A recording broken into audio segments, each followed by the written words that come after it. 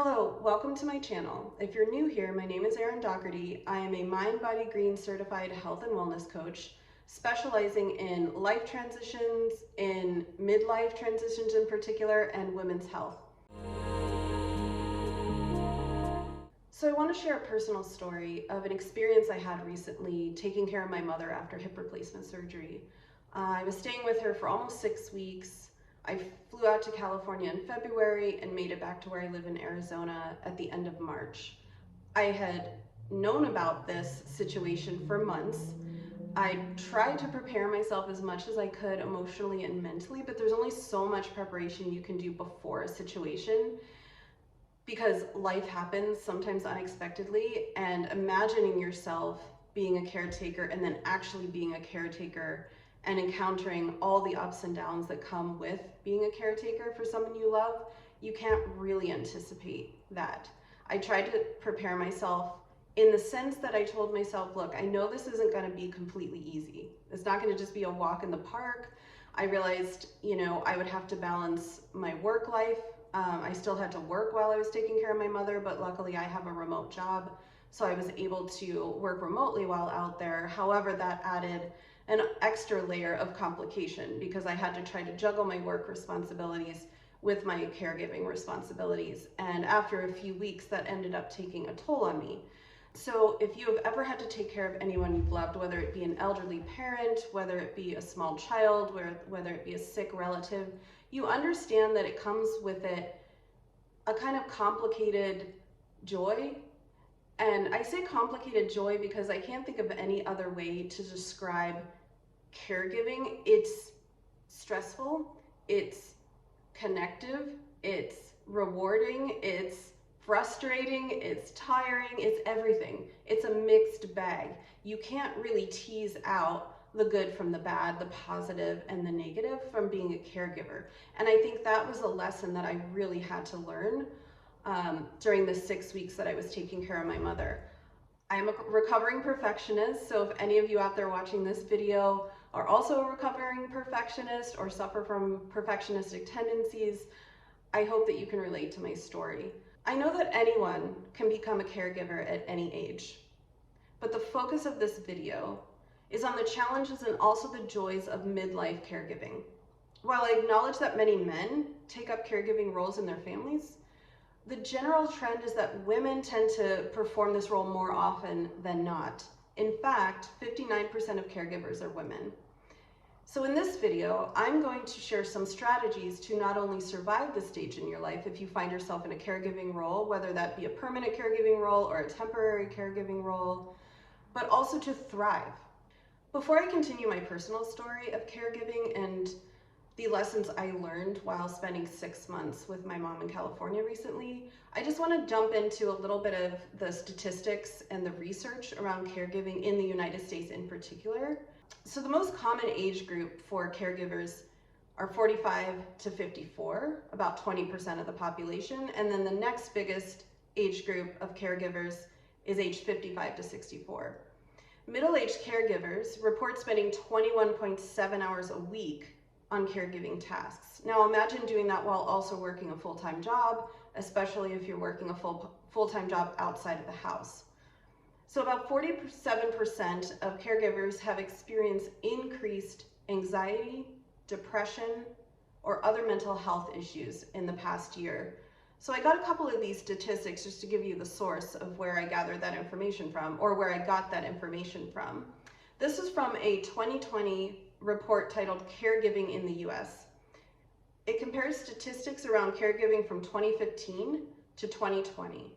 This report found that 1 in 5 Americans are responsible for taking care of one or more family members, either due to illness, disability, or care of elderly parents. This totals an estimated of 53 million adults in the United States. This was an increase from the estimated 43.5 million caregivers reported in 2015.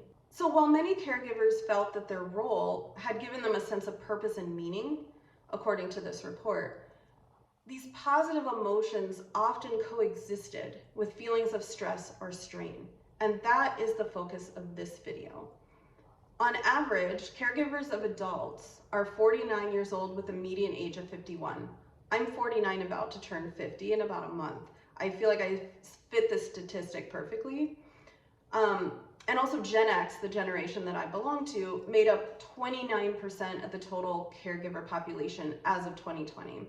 So I realize these statistics seem to be painting a depressing picture of caregiving, but I also want to highlight the positives of being a caregiver. And in particular in this video, I want to focus on a technique called reframing to help you manage stressful life situations, especially in midlife. So what is reframing? Reframing is consciously changing your perspective or interpretation of a situation, thought, or feeling to see it from a new perspective. This often leads to a more positive and constructive outcome.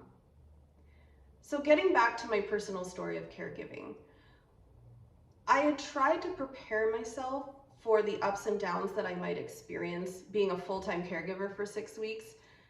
Granted, I hadn't lived with my mom probably since I was in my early 30s, when I spent some time with her after grad school when she was living in New York City. I had spent many, many years living in my own house. I would visit her, but it's very different visiting somebody, visiting a parent, and actually living with them again. So what I want to talk about and focus on in this video is how I was able to navigate this with grace and love and a lack of judgment. In particular, a lack of judgment about myself. So like I mentioned in the beginning of the video, I'm a recovering perfectionist. If any of you who are watching this now have experienced challenges around needing to be perfect, needing to show up in such a way where you don't have any needs, where you're just there for other people, a sort of like dysfunctional selflessness, I hope that you can relate a little bit to my story and how I was able to use reframing techniques to stop judging myself for not showing up perfectly every day under a very stressful situation. So as I was staying up late one night, scrolling through the internet, trying to research caregiving, trying to understand how I can manage everything on my plate, I ended up using ChatGPT to try to give me some advice around how to juggle all my responsibilities, not only as a caregiver, but as an employee and also as a daughter, because I did want to show up for my mom as a daughter as well. And I also knew that this was probably going to be one of the only times for a very long time that I was going to be spending this much consecutive time with my mom, and I knew how precious that was. So I really wanted to be present, and I really wanted to show up and enjoy spending time with my mom. I didn't want it to all be about stress and doctor's appointments and being her nurse. I really wanted to enjoy my time with my mom. So I was struggling with all of these conflicting emotions about how to juggle all of this, and I ended up asking ChatGPT for advice. Now, granted, I understand that some people think ChatGPT is controversial. I'm not here to debate the pros and cons of AI or ChatGPT, but in this case, it was a very helpful tool for me to reframe some of my thinking around being a caregiver. So I was typing in and asking ChatGPT, like, hey, this is what's happening in my life right now. Can you give me some advice on how to better manage the stress? And you know what? Honestly, it gave me some pretty good advice. Let me just give you a brief synopsis of what it said. It said that caregiving is not all or nothing.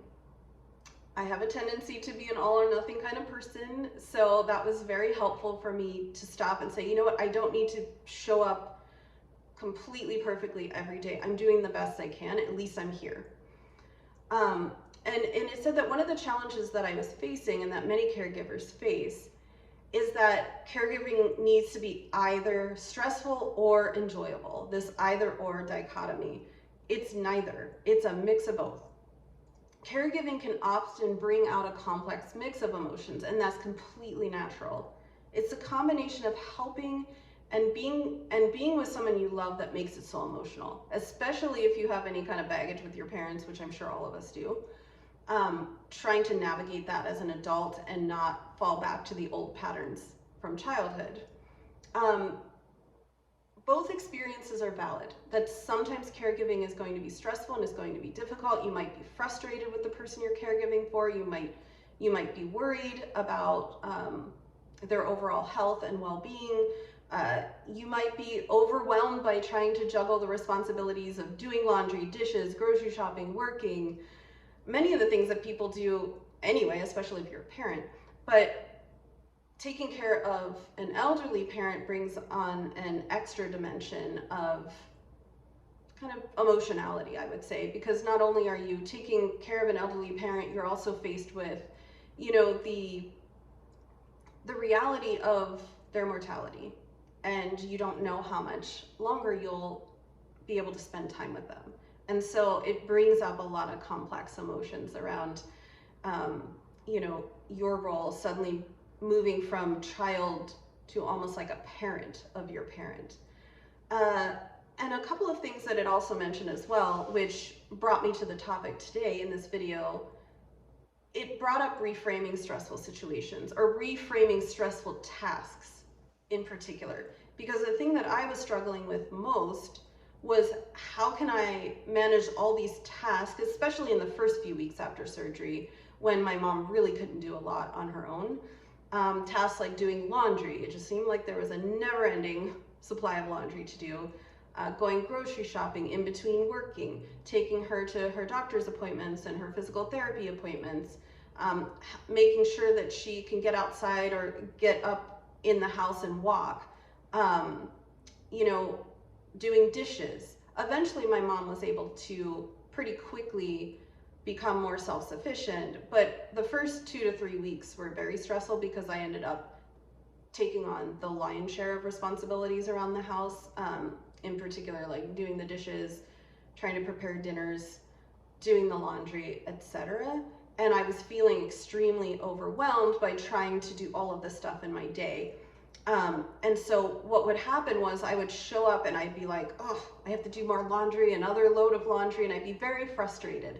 And if my mom would ask me to do something on top of the laundry list of things I already had to do, I would kind of snap, because I realized that I was just overwhelmed and I couldn't take on another thing to do.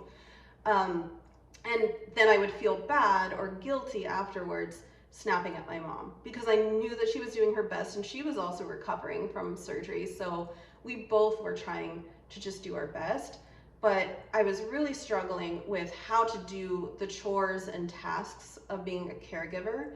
And actually ChatGPT gave me some good advice. It told me to shift my perspective on the quote unquote work. You know, and this is where reframing comes in. So we talk about like, okay, there's a lot of physically demanding chores that go into caregiving.